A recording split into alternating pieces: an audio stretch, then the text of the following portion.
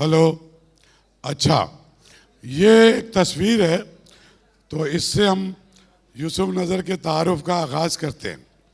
یہ سامنے جو بیٹھے ہیں یہ ذوالفقار علی بھٹو صاحب ہیں. یہ ادھر کو ایک لمبے بال اس زمانے میں فیشن تھا. دسمبر 1977 جب مارشل لا کے بعد ذوالفقار علی بھٹو صاحب اس وقت تک ابھی قید نہیں ہیں، 70 کلفٹن میں ہیں. اور یہ جو لڑکا موٹا سا چشمہ لگائے ہوئے ہے یہ پروگریسو کراچی پروگریسو فرنٹ کا انٹر کالجیٹ باڈی کا الیکٹڈ جنرل سیکرٹری ہے اور یہ تحریک چلا رہا ہے اور یہ ایک الیکٹڈ باڈی ہے. یہ ناظم آباد کا ایک لڑکا ابن انشا کے پڑوس میں رہنے والا اور انتہائی پڑھاکو بچہ، لیکن جو پولیٹیکل اسٹرگل ہو رہی تھی، جو سماجی ناانصافی تھی، اس کے خلاف جد و جہد میں شامل. پھر بہت لمبی سٹوری ہے ان کی. اور اس کے بعد محترمہ بے نظیر بھٹو کے انتہائی قریبی دوستی بھی ان کی رہی. پھر اس اسٹرگل میں بھی ان کے ساتھ رہے. پھر یہاں سے انہیں جانا پڑا یا نکل لیے بچ کے اور یہاں سے کچھ عرصہ تھائی لینڈ میں روپوش رہے کسی اخلاقی جرم کے بغیر. عوام کی حقوق کی جدوجہد کے جرم میں یہ کچھ 6 مہینے وہاں رہے. پھر کسی دوست کا ان کو فون آیا، انہوں نے پھر دبئی میں کچھ عرصہ نوکری کی، پھر کینیڈا میں جا کے پڑھا، امریکہ میں پڑھا اور اکانومسٹ ہیں، لندن میں رہتے ہیں. بہت زمانہ سٹی گروپ میں ایک بڑے عہدے پہ فائز رہے. جو نہ بتانے والی بات ہے وہ یہ ہے کہ اس وقت جو پاکستان کے فائنانس منسٹر ہیں، I am taking Liberty, Aurangzeb صاحب بھی ان کو رپورٹ کرتے تھے. یہ اور اب یہ آدھے ریٹائر ہیں دنیا کے بڑے اخبارات میں، ڈیجیٹل پینلز پہ اور ڈان میں اور نیوز پہ. ساؤتھ ایشیا کے یہ پولیٹیکل اکانومی کے ایکسپرٹ بھی ہیں اور پولیٹیکل اویئرنیس بھی ہے اور پولیٹیکل ایکٹیوسٹ بھی رہے ہیں. لیکن جو بات اس 2 دنوں میں ہم اپنے نوجوانوں سے کرنے کی کوشش کر رہے تھے کہ ہر لڑائی لڑنے کے لیے ہمیں کچھ ہتھیار چاہیے ہوتے ہیں اور اسی میں ایک جو تعلیم ہے ہماری. اور تعلیم کا مطلب یہ نہیں ہے کہ اس کالج میں گیا، اسکول میں گیا، آخر میں ایک کاغذ کا ٹکڑا بی اے کا پکڑا، ایم اے کا پکڑا.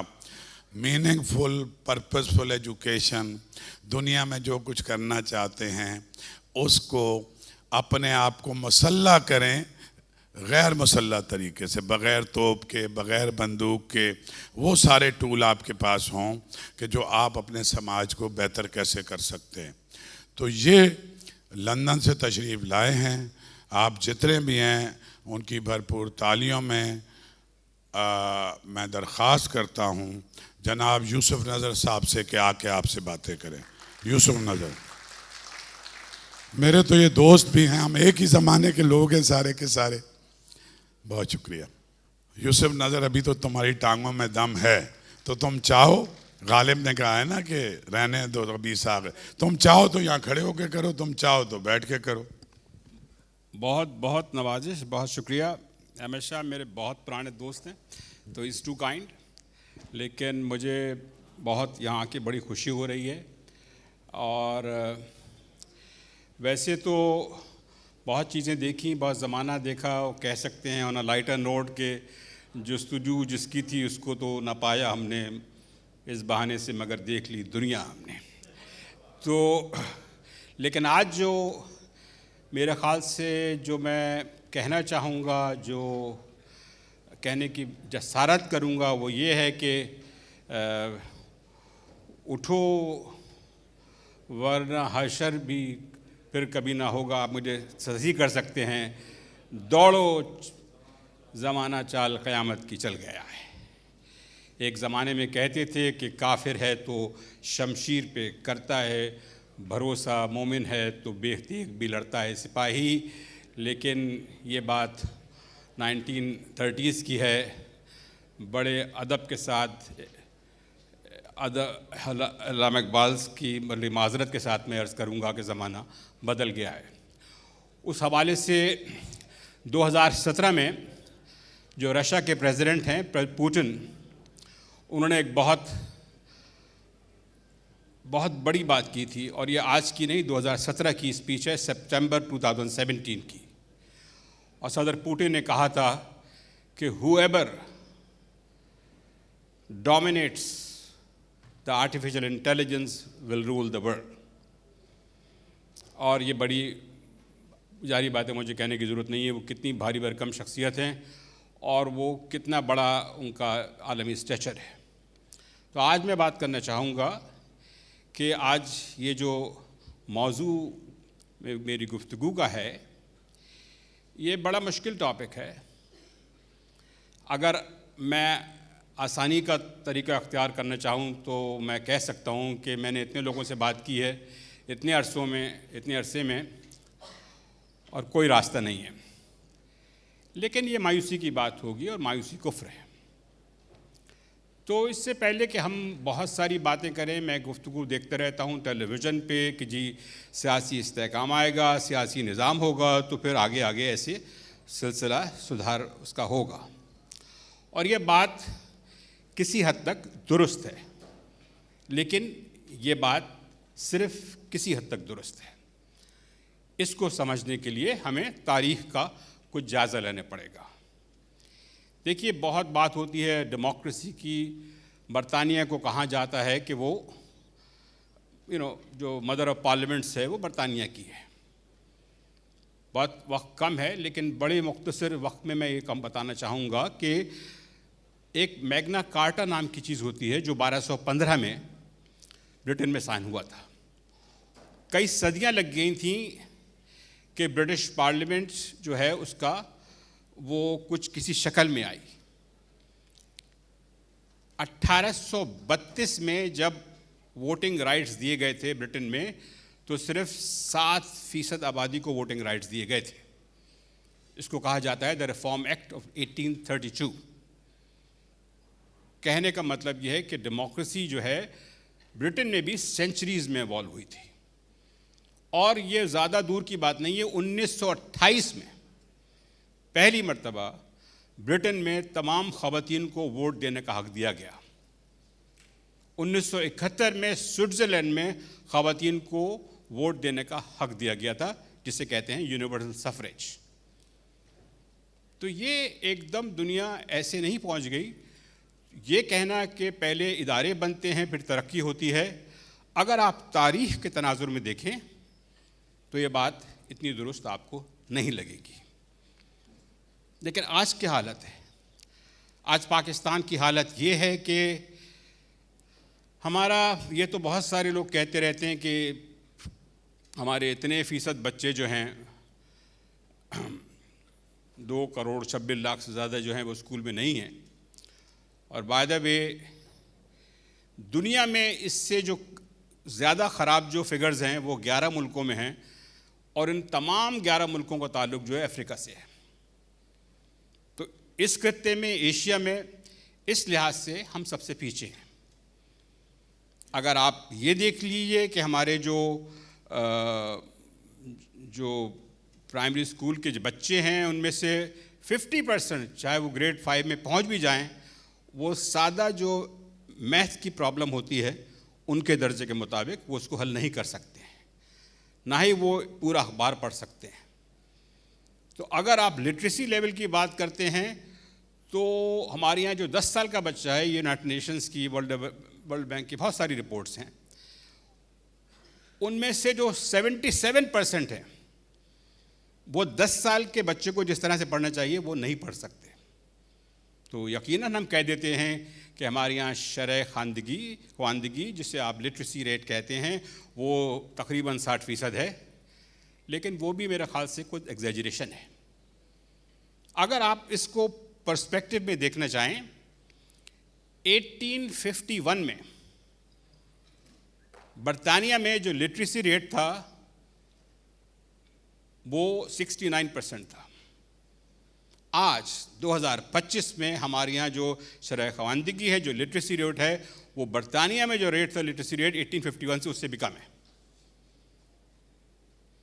اور جہاں تک برطانیہ کی بات ہوتی ہے، ایک اور چیز میں کہنا چاہوں گا، وہ ہے معیشت کے حوالے سے کہ 15ویں صدی سے لے کے 17ویں یا 18ویں صدی تک جو ہے برطانیہ میں جمود طاری تھا. اس کے بعد 1650 سے لے کے 1750 ان کی جو معیشت کا حجم تھا وہ دگنا ہو گیا 100 سال میں. اگلے 50 سال میں وہ مزید دگنا ہوا، لیکن اگلے 100 سال میں یعنی 1800 سے لے کر 1900 تک برطانیہ کی معیشت جو تھی اس میں کوئی 5 یا 6 گنے کا اضافہ ہوا تھا. اس میں ایک جو فیکٹ ہے وہ بڑا غور کرنے والا ہے، وہ بڑا غور طلب ہے، اور وہ یہ ہے کہ 1851 سے لے کے 1900 تک برطانیہ میں جو لٹریسی ریٹ تھا وہ 69% سے لے کر 96% تک پہنچ گیا تھا. اور اس میں ایک وہ زمانہ بھی شامل ہے جس کو ہم انڈسٹریل ریولوشن کہتے ہیں. یہ آپ یہ دیکھ لیجئے کہ جو 20ویں صدی کے جو اوائل تک جو پورا ویسٹرن یورپ کہلاتا ہے، جو امریکہ کہلاتا ہے، وہاں سارے لٹریسی ریٹس جو تھے وہ 95% سے کراس کر چکے تھے. تو یہ جو تھیوری میں اکثر اخباروں میں پڑھتا ہوں اور بڑے ادب کے ساتھ میں کہتا ہوں کہ بہت سارے ہمارے آپیڈ رائٹرز لکھتے ہیں کہ صرف اداروں کے بنانے سے ترقی آ جاتی ہے، ایسا ہرگز نہیں ہے. میں بہت سارے حوالے دے سکتا ہوں، میں بڑے بڑے اسکالرس کے حوالے دے سکتا ہوں، لیکن آئی ول سیو یو ٹائم، آپ خود بھی اس پہ ریسرچ کر سکتے ہیں. پھر تو اس کا مطلب یہ ہے کہ ہم خواندگی کے لحاظ سے یورپ سے ہم ایک صدی سے بھی پیچھے. اب آئیے آپ ایشیا کی طرف. اگر آپ کوریا کی بات کرتے ہیں، چین کی بات کرتے ہیں، تو چین میں 1982 میں بھی جو لٹریسی ریٹ تھا وہ آج کے پاکستان سے بہتر تھا.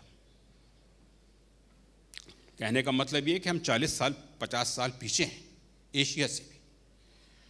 تو یہ سارے دیکھتے ہوئے یہ تصور کرنا کہ کوئی بیرونی طاقت، کوئی بڑی طاقت آ کے آپ کی تقدیر بدل دے گی، یہ ایک ایسی خام خیالی ہے جس پہ نہ مسکرایا جا سکتا ہے، نہ رویا جا سکتا ہے. یہ ایک لمحہ فکریہ ہے.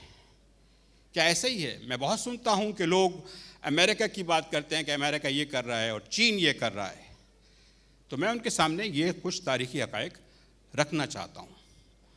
بین الاقوامی امور سے میرا بہت گہرا تعلق رہا ہے. بہرحال جب میں اسٹریٹجسٹ تھا تو جیسے کہ احمد شاہ صاحب نے کہا 38 کنٹریز جو تھا میں اس کو دیکھتا تھا. تو ہمارے یہاں یہ جو ہے کہ صرف جو ہے ہماری جیوگرافی کی وجہ سے ہم مشکل میں ہیں، یہ کہنا جو ہے تھوڑا سا اوور سمپلیفائی کرنا ہے. یا یہ کہنا ہے کہ جی چونکہ ہمارے حالات ایسے رہے، ہمیں ورثے میں بہت ساری چیزیں ملی، ہماری یہاں کلونیلزم تھا تو اس لیے ہوا. تو جناب والا 1965-66 میں انڈونیشیا میں سول وار ہوئی تھی، جس میں ایک اندازے کے مطابق 10 لاکھ لوگ مرے تھے. 1965-66 میں ملیشیا اور سنگاپور میں جناب رائٹس ہوئے تھے، جس کے نتیجے میں سنگاپور نے علیحدگی اختیار کی تھی ملیشیا سے. ویتنام میں تو لاکھوں لوگ جنگ میں مارے گئے. اسی طرح کمبوڈیا میں جو امریکنز نے بامبنگ کی، کوئی 30 لاکھ سے زیادہ لوگ ہلاک ہوئے تھے.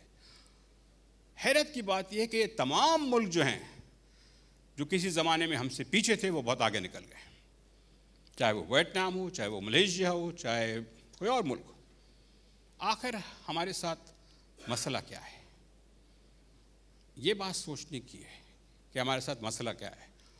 اور میں بڑے ہیوملٹی سے یہ کہوں گا کہ اگر کوئی شخص یہ دعویٰ کرتا ہے کہ اس کو یہ پتہ ہے کہ مسئلہ کیا ہے، تو یا تو وہ اپنے آپ کو دھوکہ دے رہا ہے یا آپ کو دھوکہ دے رہا ہے.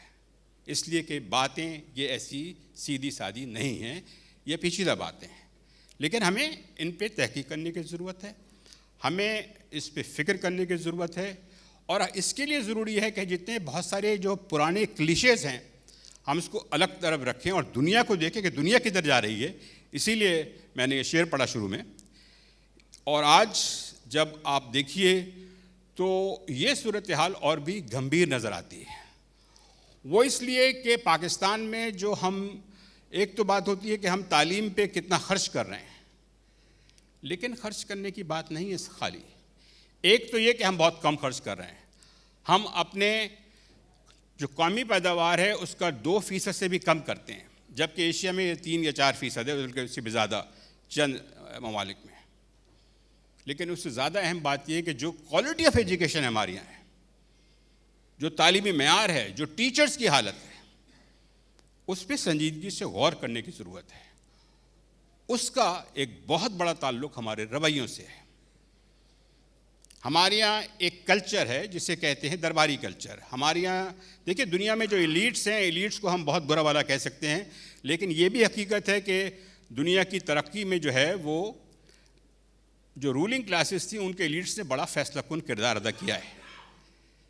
اکثر لوگ جو تھے ایرسٹوکریٹس تھے، جو بیک گراؤنڈ میں تھے. لی کوان یو سنگاپور کا ایرسٹوکریٹ تھا. ماؤ زے تونگ کی بات نہ کریں، لیکن جو اپنے چو این لائی تھا ان کا نمبر 2، وہ بھی ایرسٹوکریٹ تھا، وہ پیرس میں پڑھا تھا.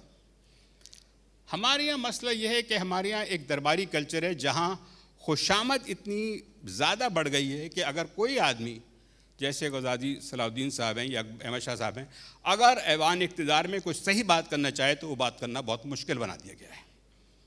اس لیے کہ اگر آپ بات کرنے کی اجازت ہی نہیں دیں گے تو ڈسکشن کیسے ہوگا؟ اور جب تک ڈسکورس نہیں ہوگا، جب تک کہ باتیں نہیں ہوں گی، جب تک کہ ہم تبادلہ خیال نہیں کریں گے، ان مسائل کا حل جیو ٹی وی یا ایئر وائی کے کسی ٹاک شوز پہ نہیں نکل سکتا. بہت معذرت کے ساتھ، میں بھی ان سارے چینلز پہ بہت آیا ہوں، لیکن ایسے نہیں بنتی بات. آپ کو تھوڑی ہیوی لفٹنگ کرنی پڑے گی، آپ کو محنت کرنی پڑے گی، آپ کو تاریخ کی ورگردانی کرنی پڑے گی. اور خاص طور پہ اس دور میں، جیسا کہ میں نے حوالہ دیا صدر پوٹن کے اس بیان کا. اور یہ کیا ہے؟ آرٹیفیشل انٹیلیجنس کا مطلب یہ ہے کہ آپ کا ملک جو اس کے نوجوان ہیں وہ میتھمیٹکس میں اور کمپیوٹر سائنس میں اور مختلف زبانوں میں بہت زیادہ ایڈوانسڈ ہوں. ابھی میں کسی سے کہہ رہا تھا کہ میں کچھ عرصے پہلے دالیان گیا تھا، جو چین کا ایک صوبہ ہے، وہاں کوئی 40 یونیورسٹیز ہیں. اور بہت بات ہوتی ہے چین کی اور مادری زبان کی، تو میں تھوڑا سا ایک فیکٹ آپ کے سامنے رکھتا ہوں. میں نے پوچھا کہ بھائی یہ جو تم کر رہے ہو، ٹیکنالوجی پڑھا رہے ہو، اس میں تو جو ایڈوانس لٹریچر ہے وہ زیادہ تر انگریزی میں آتا ہے. سیدھی بات یہ کہ یونائٹڈ اسٹیٹس سے آتا ہے جو موسٹ ایڈوانسڈ ہے in terms of producing original research. تو انہوں نے کہا کہ دیکھیے ہمارے یہاں 40 یونیورسٹیز میں سے کوئی طالب علم گریجویٹ نہیں کر سکتا جب تک وہ انگلش صحیح طرح سے لکھ پڑھ بول نہیں سکتا. یہ چین کی بات بتا رہا ہوں میں، کسی اور ملک کی نہیں. اسی طرح جو اس لیے کہ وہ ہے کہ ہم، جیسے کہ میں نے خوش آمدید کلچر کی بات کی، دوسری جو پوائنٹ ہے، ضیاء الحق کے زمانے سے جن کے خلاف ہم نے طالب علم کی حیثیت سے بات کی اور آواز اٹھائی، اس کے زمانے سے ہم بڑے انورڈ لکنگ ہو گئے ہیں. ہم اپنے ملک کے اندر کی طرف دیکھتے رہتے ہیں کہ کیا ہو رہا ہے، آرمی چیف کیا کر رہا ہے، نواز شریف کیا کہہ رہا ہے، عمران خان یہ کہہ رہا ہے. حضور والا، دنیا بہت بڑی ہے، دنیا بہت آگے نکل چکی ہے. ذرا غور کیجئے، ذرا فکر کیجئے. اور اس کا ایک ہی طریقہ ہے، اور وہ یہ ہے کہ آپ تعلیم پہ توجہ دیں، علم حاصل کریں، اور وہ بھی کوالٹی ایجوکیشن پہ. اس لیے کہ دنیا کی تاریخ یہ بتاتی ہے، چاہے وہ ویسٹرن یورپ کی یا برٹن کی ڈیموکریسیز ہوں، چاہے وہ ایشیا کی ڈکٹیٹرشپس ہوں، جیسے کہ سنگاپور میں یا کوریا میں لوگ بات کرتے ہیں ٹیکنالوجی میں بہت تائیوان آگے ہے. تائیوان میں 1948 سے 1984 تک مارشل لا تھا. لیکن فرق کیا ہے؟ فرق یہ ہے کہ وہاں کی ایلیٹس نے یہ فیصلہ کیا کہ وہ اپنے لوگوں کو تعلیم دیں گے. اس سارے ایشیا میں ایک ایسا ملک ہے جہاں آمریت نہیں رہی، وہ ہے بھارت یا انڈیا، اور اس میں مستقل کنٹری نہیں رہی. لیکن وہ صرف واحد ملک ہے جہاں شروع سے جمہوریت رہی. یہ ایسا نہیں تھا. کوریا میں جنرل پارک کی حکومت تھی، تائیوان میں مارشل لا تھا، سنگاپور میں لی کوان یو کی ڈکٹیٹرشپ تھی، تنکو عبد الرحمان ملیشیا کے وہ بھی ایک سویلین ڈکٹیٹر تھے. تو پھر فرق کیا ہے؟ کیا فرق یہ ہے کہ وہاں جمہوریت تھی اور ایشیا میں آمریت تھی؟ نہیں. میں اس بات کو سمجھنے سے قاصر ہوں. وہ اس لیے کہ جب میں کامن ایلیمنٹس تلاش کرتا ہوں کہ آخر یورپ نے اور پھر ایشیا نے جو سفر یورپ نے صدیوں میں طے کیا تھا وہ ایشیا نے دہائیوں میں طے کیا ہے. آخر کیسے؟ اس کی وجہ یہ تھی کہ انہوں نے کہا کہ ہمیں تعلیم دینی ہے، اپنے نوجوانوں کو تعلیم دینی ہے. آج پاکستان جیسا ملک جہاں 2/3 لوگ جو ہیں 29 ایئرز یا اس سے کم ہیں ان کی ایج، ہماری جو میڈین ایج ہے وہ اب 19 سال ہے. ان کا کیا مستقبل ہے؟ آپ ان کو، میں ضیاء الحق کی بات کر رہا تھا، جو ضیاء الحق کے زمانے میں جو ہمارا تعلیم پہ خرچہ تھا وہ ہماری قومی پیداوار سے 1% سے بھی کم گر گیا تھا. Less than 1% of GDP was spent on education during Zia الحق's time. کیوں؟ اس لیے کہ ان کو یہ سمجھ میں آ گئی تھی، یا جو بھی کہہ لیں کہ اب مدرسے کھولنے ہیں، مدرسوں میں تعلیم دینی ہے، تو تعلیم کا بھی بیڑا غرق کر دیا. بہت سارے لوگ کہتے ہیں کہ یہ بھٹو صاحب نے نیشنلائز کیا تو غلط کیا، انہوں نے بیڑا غرق کر دیا. معاف کیجیے گا، اعداد شمار، تاریخ، حقائق اس کے برعکس ہیں، اور میں اس پہ بہت تفصیلی گفتگو کر سکتا ہوں. لیکن یہ جو فیصلہ تھا کہ آپ تعلیم کا جو ہے ایکسپینڈیچر اتنا کم کر دیں، اس نے وہ تباہی لگائی جس کا خمیازہ ہم آج تک بھگت رہے ہیں. تو اس طرح سے اب یہ کہ تو آپ تو کہیں گے کہ جی آپ نے بتا دی، تاریخ بتا دی، آپ نے ہمارا جو ہے صورتحال بتا دی، اب کریں کیا؟ اور یہ ایک بالکل لیجیٹیمیٹ سوال ہے. یہ تو میں کہہ چکا کہ تاریخ سے سبق سیکھیں، لیکن میرا یہ کہنا جو ہے تاریخ سے سبق سیکھیں، یہ اس ملک کی اشرافیہ کے لیے ہے، یہ اس ملک کے نوجوانوں کے لیے نہیں ہے. اس لیے کہ پالیسیاں وہ بناتے ہیں، وہ یہ سمجھتے ہیں کہ وہ جو کر رہے ہیں وہ ان کے مفاد میں ہے. میری ناچیز رائے میں وہ جو کر رہے ہیں وہ ان کے مفاد میں بھی نہیں ہے. اس لیے کہ یہ آبادی جو 24 کروڑ ہے، یہ 2050 تک ممکن ہے 30 کروڑ ہو جائے.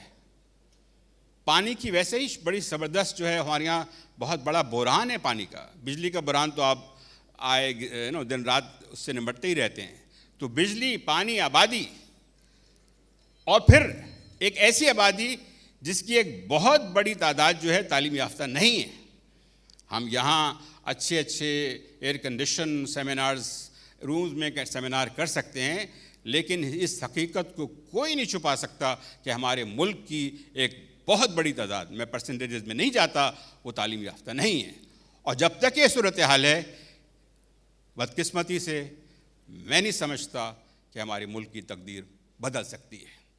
یہ بڑی نیگیٹو بات آپ کہہ سکتے ہیں، لیکن اس میں امید کی کرن بھی ہے، اور وہ یہ ہے کہ اگر آپ صحیح طرح سے سوچیں، آپ ان مسائل پہ توجہ دیں. اور خاص طور پہ میرا جو میں کہنا چاہوں گا اس ملک کے اشرافیت سے، جو رولنگ ایلیٹس ہیں، کہ دیکھیے آپ کے بچے تو صرف رہتے ہی ہیں یا باہر بھی جاتے ہیں، اس سے کوئی فرق نہیں پڑتا. آپ کو جتنی عزت اس ملک میں ملتی ہے وہ کہیں نہیں ملے گی. تو بہتر یہ ہوگا کہ آپ اس ملک کے آبادی کے حالات کو سدھارنے کی طرف توجہ دیں، ورنہ جس تیزی سے یہ دنیا آگے جا رہی ہے آپ پیچھے جاتے رہیں اور پیچھے چلے جائیں گے، اور پھر یہ صورتحال ایک خوفناک صورتحال میں بھی بدل سکتی ہے. I don't want to sign کہ میں الارمسٹ ہوں، میں ڈرا رہا ہوں، لیکن جو سارے ٹرینڈز ہیں، جب آپ کی تعلیمی معیار کا یہ حال ہے کہ آپ افریقہ کے علاوہ 11 ملکوں کے علاوہ تمام دنیا سے پیچھے ہیں، تو فکر کی بات ہے یا نہیں؟ آپ بات کرتے ہیں، بڑی اچھی باتیں ہوتی ہیں کہ آرٹیفیشل انٹیلیجنس وغیرہ، جب یہ آبادی ہو تو پھر کیسے ہوگا؟ تو اسی لیے میں نے کچھ عرصہ پہلے دا نیوز اخبار میں ایک لکھا تھا کہ the charter of national revival. تو میں نے کہا تھا 4D. اب 4D کیا ہے؟ اس میں پہلی چیز ہے ڈی ریڈیکلائز، مطلب یہ آپ انتہا پسندی کو ختم کریں. اور ختم کرنے کا مطلب نہیں کہ آپ پیار محبت سے کام لیں، آپ کو ڈٹرمنیشن سے کام کرنا پڑے گا، اس لیے کہ جہالت اور انتہا پسندی میں گہرا تعلق ہے، اور اسی تعلق کو جو ہے ایکسپلائٹ بھی کیا ہے. اب کس نے کیا، کیا تاریخ ہے، اس میں نہیں جاتا اس وقت، لیکن اس میں تو کوئی شبہ ہی نہیں کہ اس میں بہت گہرا تعلق ہے. آخر ہمارے یہاں ہی سب یہ لوگ کہتے ہیں کہ فلانے کی سازش ہے، اس نے یہ کر دیا کہ بھائی یہ بتائیے کہ پاکستانی میں لوگوں کو ایسے بیوقوف کیوں ملتے ہیں جو ان کی باتوں میں آ جاتے ہیں اور بیرونی سازشوں کا شکار ہو جاتے ہیں؟ اس کی وجہ یہ جہالت ہے. ہمیں اس بات کو ماننا چاہیے.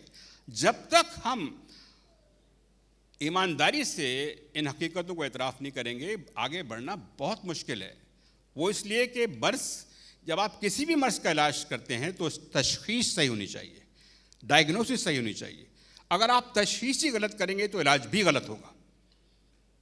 تو یہ جو وزڈم بن گیا ہے کہ آپ پارلیمنٹری ڈیموکریسی میں الیکشن کرائیں گے اور اس کے نتیجے میں ملک کے حالات بدل جائیں گے، یقیناً جمہوریت ہونی چاہیے، یقیناً شخصی آزادی ہونی چاہیے، یقیناً پریس فریڈم ہونی چاہیے، لیکن بات یہیں ختم نہیں ہوتی. جیسا کہ میں نے آپ کے سامنے پیش کیا ہے پوری ویسٹرن یورپ کی، امریکہ کی تاریخ سے، اور جو حالیہ تاریخ ہے جیسے ایشیا کی تاریخ کرتے ہیں. تو میں یہ عرض کر رہا تھا کہ ڈی ریڈیکلائز کریں، آپ تعلیم دیں اور انتہا پسندی کو ختم کریں. اس لیے کہ اب تو انتہا پسندی کا ایک جو بڑا منبع تھا، ایک ملک، ہمارا برادر ملک، وہاں بھی اس نے انتہا پسندی کو کونے لگا دیا ہے. میں بات کر رہا ہوں پرنس سلمان کی، اور میں ان کو سلام پیش کرتا ہوں کہ انہوں نے اتنے بولڈ انیشیٹیو لیے ہیں. اب یہ الگ بات ہے کہ ہمارے یہاں کتنا ممکن ہے یا نہیں ہے، لیکن بہرحال ایک ڈائریکشن تو انہوں نے دکھائی ہے.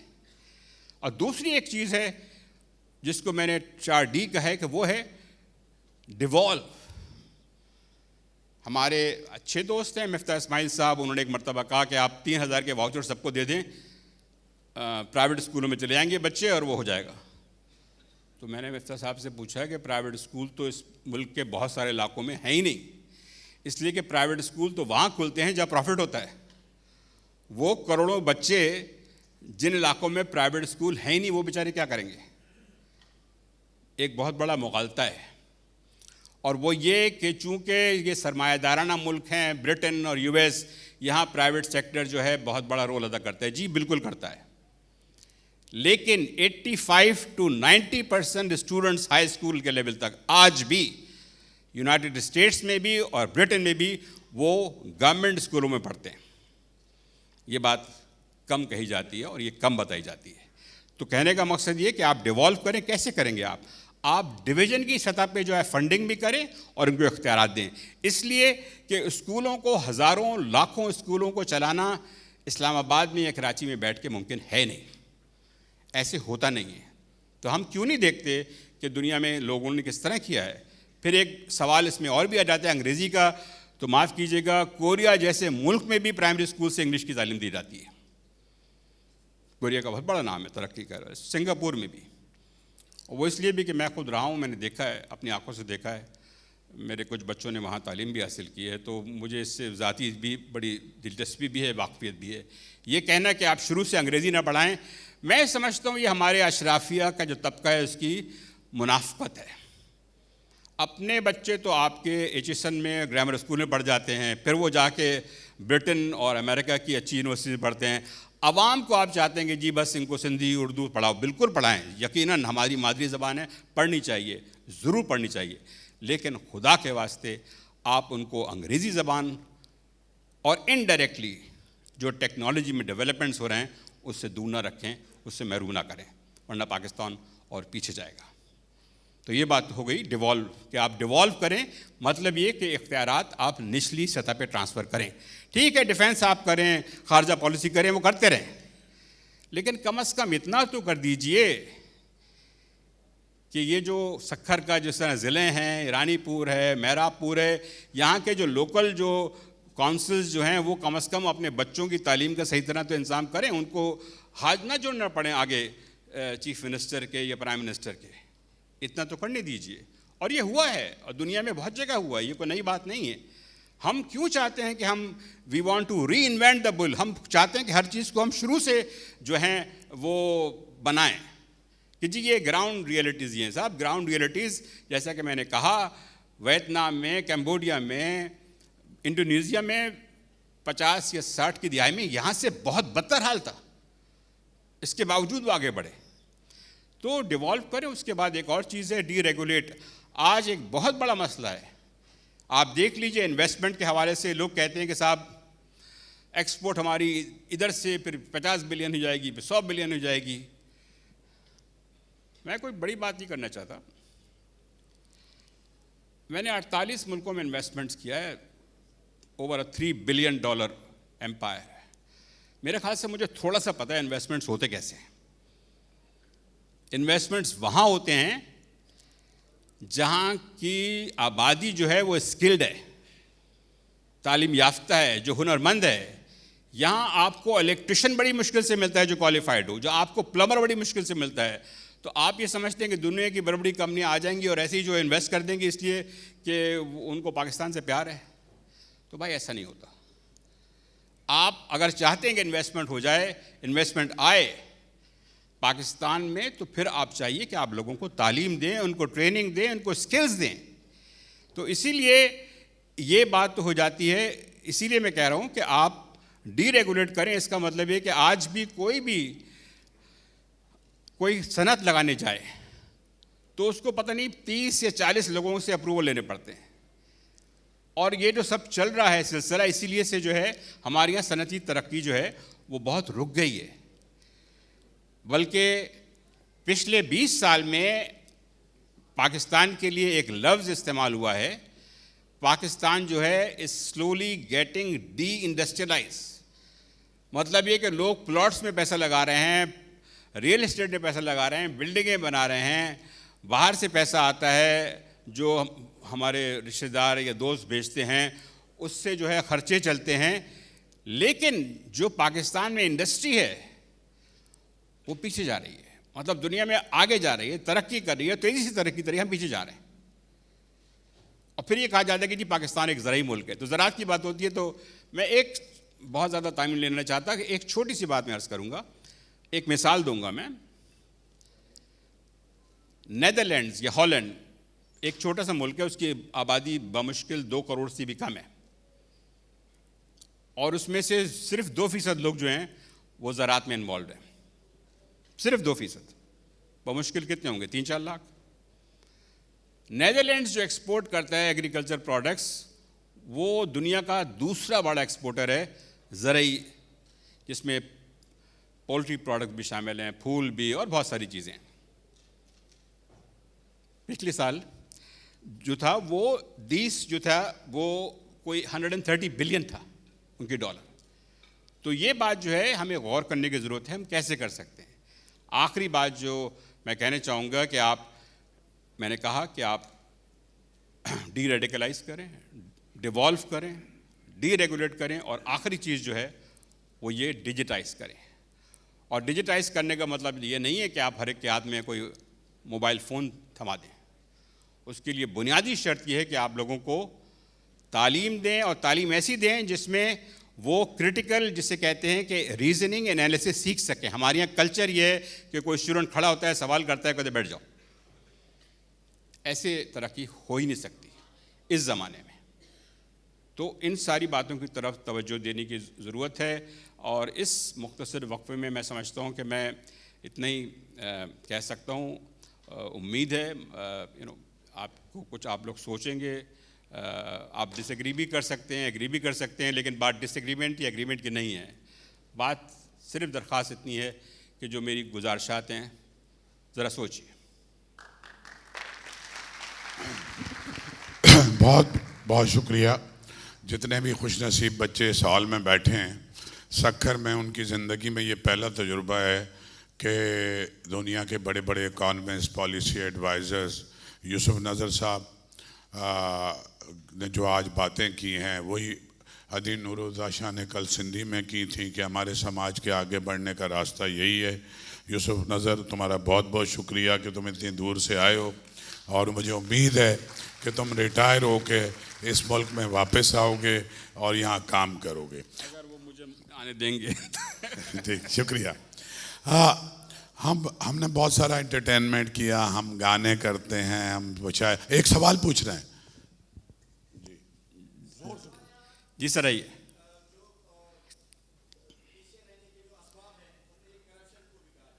جی پوچھ رہا ہے کہ کیا وجہ ہے.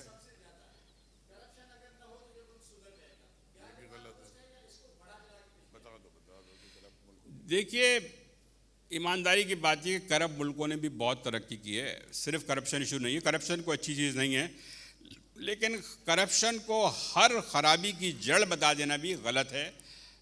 میرا واسطہ انڈیا سے بھی پڑا ہے, کام کے سلسلے میں بہت گیا ہوں, کمپنیز میں نے انویسٹمنٹ کیا ہے, چائنا میں بھی کرپشن وہاں بھی بہت رہا ہے ہسٹوریکلی, بلکہ جو چائنا جس اسٹیج پہ تھا 60s میں اتنا ہی کرپشن بلکہ اس سے زیادہ جو تھا وہ 19th سینچری میں امریکہ میں تھا. تو یہ بات جو ہے وہ پبلکلی ناری کی طرف کافی ہے لیکن حقیقت سے دور ہے. یہ آج ہم نے آپ کو ڈیمو کرا ہے. میرے خیال میں اس کریٹیکل تھنکنگ میں IBA کے تو بہت ذہین بچے ہیں اور ان کے لیے ضروری ہے کہ یہ جو وے فارورڈ ہے آپ جیسے لوگ آئیں. بہت بہت شکریہ یوسف نظر صاحب.